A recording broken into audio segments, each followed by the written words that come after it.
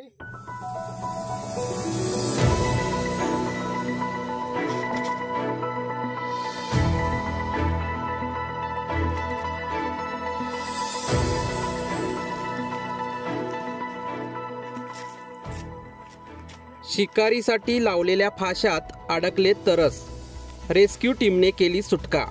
मालगाव येथील घटना, वन विभागाने सोडले नैसर्गिक अधिवासात। सातारा जिल्ह्यातील मालगाव येथे शिकारीसाठी लावलेल्या फाशामध्ये तरस अडकल्याची माहिती वन विभागाला मिळताच सातारा वनक्षेत्रपाल डॉक्टर चव्हाण, वनरक्षक सुहास भोसले व त्यांचे पथक तात्काळ घटनास्थळी दाखल झाले। यावेळी सातारा व पुणे येथील रेस्क्यू टीमला पाचारण करण्यात आले। या पथकाने तरसाला फाशातून सोडवून त्याला नैसर्गिक अधिवासात सोडून दिले। या बचाव मोहिमेत उपवनसंरक्षक महादेव मोहिते यांच्या मार्गदर्शनाखाली सहाय्यक वनसंरक्षक सुधीर सोनावले व वन कर्मचाऱ्यांनी सहभाग घेतला होता। चापळनगरीसाठी संपादक उमेश सुतार।